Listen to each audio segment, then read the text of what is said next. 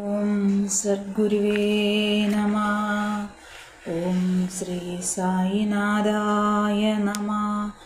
സദാ സത്സ്വരൂപം ചിദാനന്ദകന്ദം ജഗത്സംഭവസ്ഥാന സംഹാരഹേതും സ്വഭക്തേ ചയാമാനുഷം ദർശയന്തം നമാമീശ്വരം സദ്ഗുരു സായിനാഥം.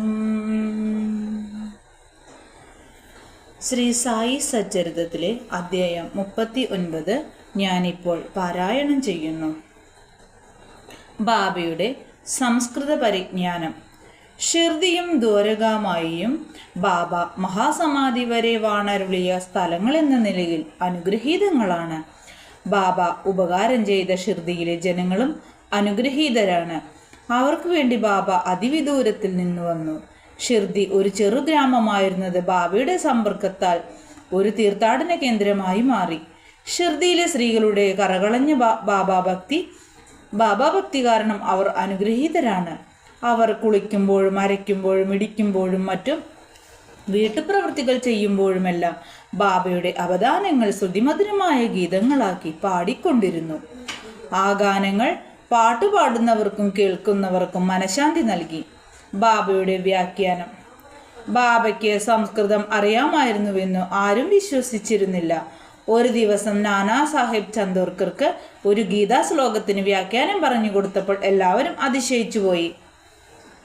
അതിൻ്റെ ചുരുക്കം സായി ലീലാ മാസികയിൽ PV ദേവ് എഴുതിയ ഒരു ലേഖനത്തിലും PV നരസിംഹസ്വാമിയുടെ ബുക്കിലും കൊടുത്തിട്ടുണ്ട്. ദേവ് നാനാ സാഹിബിനോട് തന്നെ അന്വേഷിച്ചു കിട്ടിയ വിവരങ്ങളാണ് ഇവിടെ ചേർക്കുന്നത്. നാനാ സാഹിബ് ചന്ദോർക്കർ നല്ല വേദാന്ത പരിജ്ഞാനമുള്ള ആളായിരുന്നു. ഗീതാ വ്യാഖ്യാനത്തോടുകൂടി വായിച്ച് മനസ്സിലാക്കി അതിൽ തനിക്കുള്ള പരിജ്ഞാനത്തിൽ കുറച്ച് അഹംഭാവമുണ്ടായി. അയാൾ കരുതിയത് ബാബയ്ക്ക് ഈ വക കാര്യങ്ങളോ സംസ്കൃതമോ അറിയില്ല എന്നായിരുന്നു. അപ്പോൾ ബാബ ഒരു ദിവസം ഈ പൊള്ള പൊട്ടിച്ചു. അന്ന് ബാബയുടെ അടുത്ത് തിരക്കൊന്നുമില്ലാത്ത ഭക്തന്മാർക്ക് യഥേഷ്ടം സംസാരിക്കാൻ സാധിച്ചിരുന്ന കാലമായിരുന്നു. നാന ബാബയുടെ അരികിലിരുന്നു കാല് തലോടിക്കൊണ്ടിരിക്കെ എന്തോ പിറുപിറുത്തു. ബാബ: നാന, എന്താ തന്നെത്താൻ പറയുന്നത്? നാന: ഞാൻ ഒരു സംസ്കൃതത്തിലുള്ള ശ്ലോകം ചൊല്ലിയതാണ്. ബാബ: എന്ത് ശ്ലോകം? ഭഗവത്ഗീതയിൽ നിന്നാണ്, ഉറക്കെ ചൊല്ല്. അപ്പോൾ ഭഗവത്ഗീതയിലെ 4-ാം അധ്യായത്തിലെ 34-ാമത്തെ ശ്ലോകം ഇങ്ങനെ ചൊല്ലി: തദ്വിന്ദി പ്രണിപാതേന പരിപ്രശ്നേന സേവയാ ഉപദേശന്തി തേ ജ്ഞാനം ജ്ഞാനി തത്വദർശന. ബാബ: നാന, അത് മനസ്സിലായോ നിനക്ക്? നാന: ഉവ്വ്, മനസ്സിലായെങ്കിൽ പറയൂ. നാന: അതിൻ്റെ അർത്ഥം ഇതാണ്: സാഷ്ടാംഗ പ്രണാമം ചെയ്തും ഗുരുവിനോട് ചോദ്യങ്ങൾ ചോദിച്ചും സേവിച്ചും ജ്ഞാനം എന്താണെന്ന് പഠിക്കുക. അപ്പോൾ ബ്രഹ്മത്തെപ്പറ്റി യഥാർത്ഥ വിജ്ഞാനമുള്ള ജ്ഞാനികൾക്ക് നിനക്ക് ജ്ഞാനത്തെപ്പറ്റി ഉപദേശം തരും. ബാബ: നാന, എനിക്ക് ആ ശ്ലോകത്തിൻ്റെ ഒട്ടാകെയുള്ള അർത്ഥമല്ല വേണ്ടത്, ഓരോ വാക്കും അതിൻ്റെ വ്യാകരണവും അർത്ഥവും പറഞ്ഞു തരണം. അന്നേരം നാന ഓരോ വാക്കായി അർത്ഥം പറഞ്ഞു. നാന: സാഷ്ടാംഗ പ്രണാമം മാത്രം മതിയോ? നാന: പ്രണിപാതത്തിന് പ്രണാമം എന്നല്ലാതെ മറ്റെന്തർത്ഥം എനിക്കറിയില്ല. പരിപ്രശ്നം എന്താണ്? നാന: ചോദ്യങ്ങൾ ചോദിക്കൽ. ബാബ: പ്രശ്നം എന്നാൽ എന്താണ്? നാന: അതേ അർത്ഥം തന്നെയാണ്. അതേ അർത്ഥം തന്നെയാണ്. ബാബ: പരിപ്രശ്നത്തിനും പ്രശ്നത്തിനും ഒരേ അർത്ഥമാണെങ്കിൽ വ്യാസൻ എന്തിനാണ് പരി എന്ന് ചേർത്തത്? വ്യാസന് തലയ്ക്ക് ശരിയില്ലേ? നാന: എനിക്ക് പരിപ്രശ്നം എന്ന വാക്കിന് വേറെ അർത്ഥം അറിഞ്ഞുകൂടാ. ബാബ: സേവ. ഏതു തരം സേവയാണ് ഉദ്ദേശിച്ചിരിക്കുന്നത്? നാന: ഞങ്ങൾ സദാ ചെയ്യുന്ന തരത്തിലുള്ളത്. ബാബ: അത്തരം സേവ ചെയ്താൽ മതിയോ? നാന: അതിൽ കൂടുതൽ എന്താണ് സേവ എന്ന പദം കൊണ്ട് ഉദ്ദേശിച്ചതെന്ന് എനിക്കറിഞ്ഞുകൂടാ. ബാബ: അടുത്ത വരി ഉപദേശന്തി തേ ജ്ഞാനം. അത് ജ്ഞാനത്തിന് പകരം വേറെ എന്തെങ്കിലും വാക്ക് ഉച്ചരിക്കാമോ? നാന: ആവാ. ബാബ: ഏത് വാക്കാണ്? അജ്ഞാനം. ബാബ: ജ്ഞാനത്തിന് പകരം അജ്ഞാനം എന്നാക്കി ആ ശ്ലോകത്തിന് വല്ല അർത്ഥവും കിട്ടുമോ? നാന: ഇല്ല, ശങ്കരഭാഷ്യം അങ്ങനെ പദം മുറിച്ചിട്ടില്ല. ബാബ: അദ്ദേഹം പറഞ്ഞിട്ടില്ലെങ്കിൽ പോട്ടെ, സാരമില്ല. അജ്ഞാനം എന്നുപയോഗിച്ച കൂടുതൽ നല്ല അർത്ഥം വരുന്നെങ്കിൽ അതിന് നല്ല ആക്ഷേപവും ഉണ്ടോ? നാന: അജ്ഞാനം എന്ന് ചേർത്താൽ എങ്ങനെ ശരിയാവാം എന്നെനിക്ക് മനസ്സിലാവുന്നില്ല. ബാബ: കൃഷ്ണൻ എന്തിനാണ് അർജുനനെ ജ്ഞാനികളുടെയും തത്വദർശികളുടെയും അടുത്തേക്ക് പ്രണാമത്തിനും പ്രശ്നത്തിനും സേവയ്ക്കും അയക്കുന്നത്? കൃഷ്ണൻ തന്നെ തത്വദർശിയും ജ്ഞാനിയുമല്ലേ? നാന: അതെ, കൃഷ്ണൻ അങ്ങനെയായിരുന്നു. പക്ഷെ എന്തിനാണ് അർജുനനെ ജ്ഞാനികളുടെ അടുക്കൽ പോവാൻ നിർദ്ദേശിച്ചതെന്ന് എനിക്ക് മനസ്സിലാവുന്നില്ല. ബാബ: നിനക്കത് മനസ്സിലായിട്ടില്ലേ? ജ്ഞാനിയുടെ അഹംഭാവം നശിച്ചു. ഗർവിൻ്റെ നെറുകയിൽ തന്നെയാണ് അടികൊണ്ടത്. എന്നിട്ട് ബാബ വ്യാഖ്യാനിക്കാൻ തുടങ്ങി. ജ്ഞാനികളെ നമസ്കരിച്ചാൽ മാത്രം പോരാ, സദ്ഗുരുവിൻ്റെ അടുക്കൽ സർവസ്വ ശരണാഗതി തന്നെ ആയിരിക്കണം. വെറും ചോദ്യം ചോദിക്കൽ മാത്രം പോരാ. ചോദ്യങ്ങൾ ഗുരുവെ കൊടുക്കുവാനോ ദുരുദ്ദേശപരമായോ തെറ്റു കണ്ടുപിടിക്കാനോ വെറും പരീക്ഷണാർത്ഥമോ ആവരുത്. അത് ഗൗരവപൂർവ്വം മോക്ഷസാധ്യത്തിനും ആധ്യാത്മിക പുരോഗതിക്കും മാത്രം ഉപദേശിച്ച് ചോദിക്കേണ്ടതാണ്. സേവ എന്നാൽ എനിക്കിഷ്ടമുണ്ടെങ്കിൽ ചെയ്യാം, ഇല്ലെങ്കിൽ വേണ്ടെന്ന് വയ്ക്കാം എന്നുള്ള മനസ്ഥിതിയോടുകൂടി കൂടിയ സേവനമല്ല. ഈ ശരീരം എൻ്റേതല്ലെന്നും ഇതിൻ്റെ ഉടമ ഗുരുവാണെന്നും ഞാൻ ഗുരുസേവയ്ക്ക് മാത്രം നിലകൊള്ളുന്നുവെന്നുമുള്ള മനസ്ഥിതിയിലായിരിക്കണം ആ സേവ ചെയ്യുന്നത്. ഇങ്ങനെ ചെയ്ത സദ്ഗുരു നിനക്ക് മുൻശ്ലോകത്തിലെ അജ്ഞാനം എന്താണെന്ന് കാണിച്ചു തരും. ഗുരു അജ്ഞാനം പഠിപ്പിക്കുന്നു എന്ന് പറഞ്ഞാൽ എന്താണെന്ന് നിനക്ക് മനസ്സിലായില്ലേ? നാനായ്ക്ക് മനസ്സിലായില്ലേ? ബാബ: ജ്ഞാനം ഉപദേശിക്കൽ എങ്ങനെയാണ്? അജ്ഞാനം നശിപ്പിക്കലാണ് ജ്ഞാനം. ഗീത 18-ാം അധ്യായം 66-ാം ശ്ലോകത്തെ വ്യാഖ്യാനിച്ച് ജ്ഞാനേശ്വരിയിൽ പറയുന്നു: അല്ലയോ അർജുന, അജ്ഞാനം നശിപ്പിക്കൽ ഇപ്രകാരമാണ്. സ്വപ്നയും സുഷുപ്തിയും പോയാൽ നീ തന്നെയാവുന്നില്ലേ? അതുപോലെയാണ് ഇതും. ജ്ഞാനത്തിൽ അജ്ഞാനം നശിപ്പിക്കലല്ലാതെ വേറെ എന്താണുള്ളത്?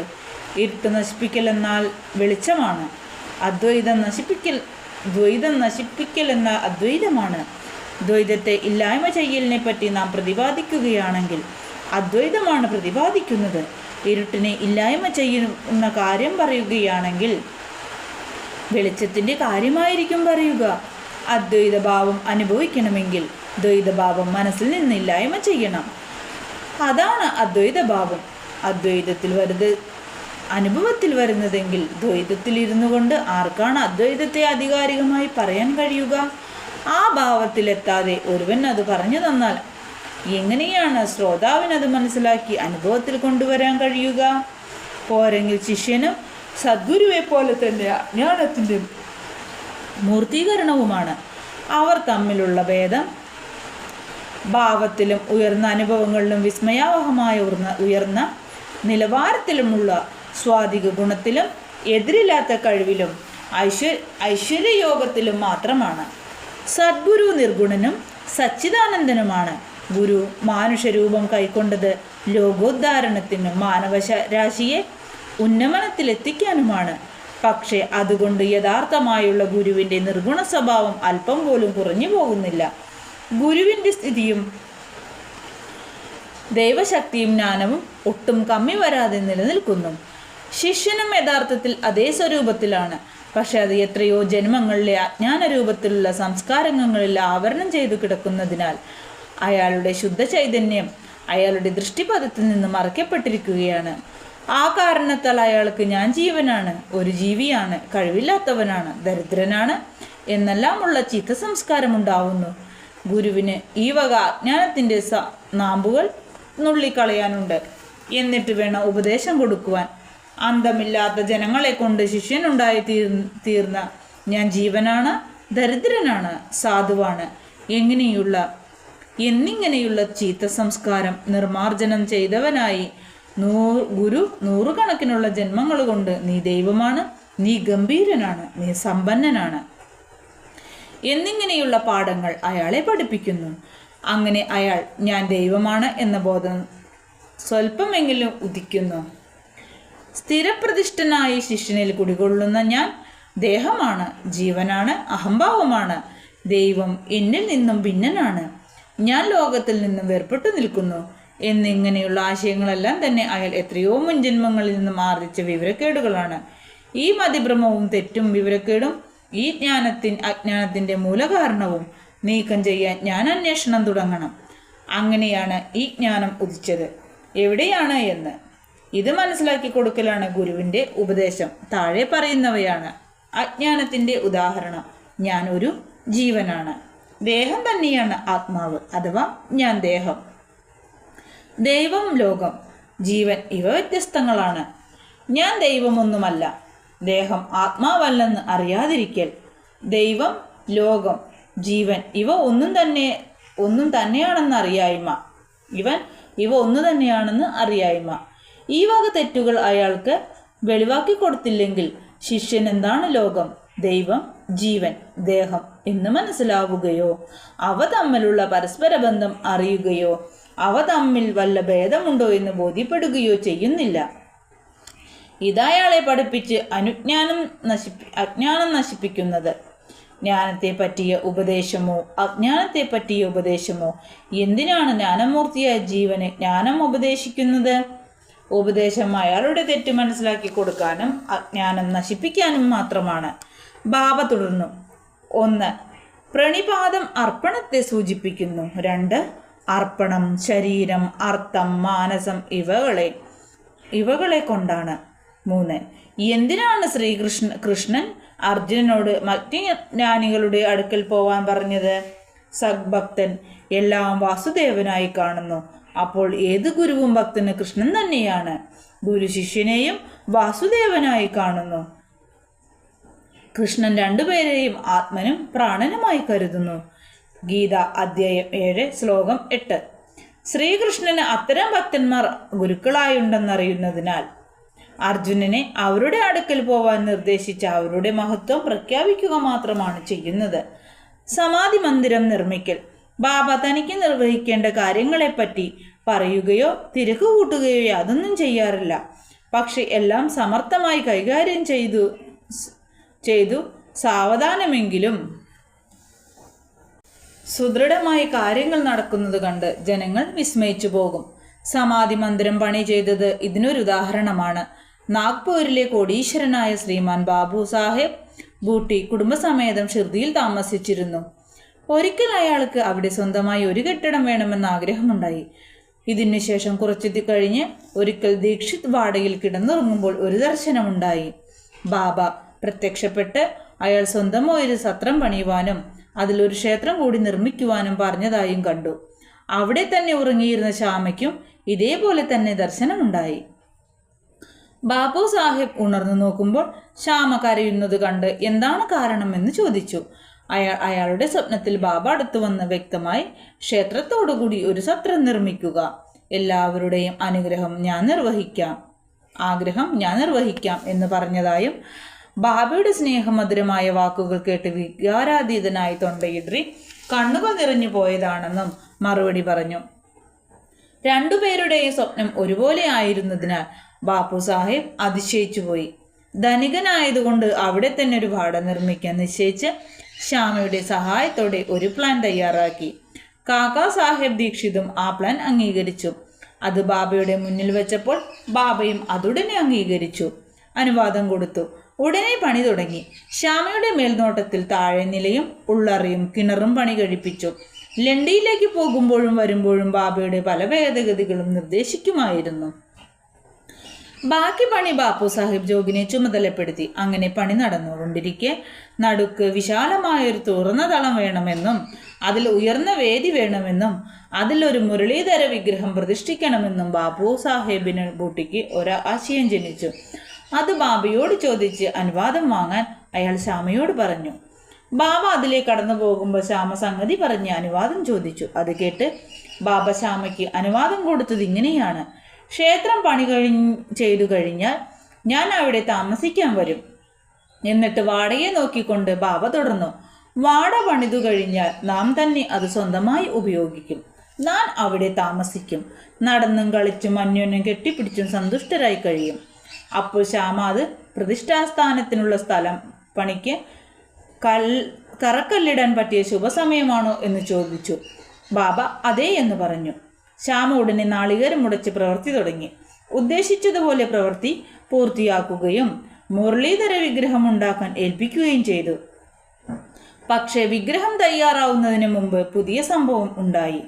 ബാബയ്ക്ക് സൂക്കേടാവുകയും അന്ത്യശ്വാസം വലിക്കാറാവുകയും ചെയ്തു. ബാപ്പു സാഹേബിന് സങ്കടമായി. ബാബ പോയ ലക്ഷക്കണക്കിന് ചെലവാക്കി നിർമ്മിച്ച വാടയിൽ അദ്ദേഹത്തിന്റെ പാദധൂളിയേറ്റ് പരിശുദ്ധമാക്കാൻ കഴിയില്ലല്ലോ. പക്ഷേ ബാബയുടെ അന്ത്യശാസനം എന്നെ വാടയിൽ സൂക്ഷിക്കുക എന്ന് വാക്കുകൾ ബാബ സാഹേബിനെയും ബാക്കി എല്ലാവരെയും സമാധാനിപ്പിച്ചു. യഥാസമയം ബാബയുടെ ശരീരം നടുക്കുള്ള വേദിയിൽ സ്ഥാപിച്ച് മുരളീധരന്റെ സ്ഥാനത്ത് ബാബ തന്നെ മുരളീധരനായി. വാട സമാധി മന്ദിരവുമായി. അദ്ദേഹത്തിന്റെ അത്ഭുതാവഹമായ ജീവിതം ആരാലും അറിയാൻ കഴിയാത്തതാണ്. ബാബയുടെ പരിശുദ്ധവും പവിത്രവുമായ ദേഹം അടക്കിയ വാട നിർമ്മിച്ച ബാപ്പു സാഹേബ് ഊട്ടി അനുഗ്രഹീതനും ഭാഗ്യവാനുമാണ്. ശ്രീ സായിയെ നമിക്കുവിൻ. ലോകശാന്തി ഭവിക്കട്ടെ. ഓം ശ്രീ സായിനാഥായ നമഃ. ശ്രീ സായി ചരിതം വായിക്കുകയും കേൾക്കുകയും ചെയ്യുന്ന എല്ലാ സായി ഭക്തരെയും ശ്രീ സായി ഭഗവാൻ അനുഗ്രഹിക്കട്ടെ എന്ന പ്രാർത്ഥനയോടെ 39-ാം അധ്യായം ശ്രീ സായി ബാബയുടെ തൃപാദങ്ങളിൽ സമർപ്പിക്കുന്നു. ഓം ശ്രീ സായിനാഥായ നമഃ. വന്ദേ ഗുരുപരമ്പര. ലോകാ സമസ്ത സുഖിനോ ഭവന്തു. ലോകാ സമസ്ത സുഖിനോ ഭവന്തു. ലോകാ സമസ്ത സുഖിനോ ഭവന്തു. ഓം ശാന്തി ശാന്തി ശാന്തി. ജയ് സായിറാം.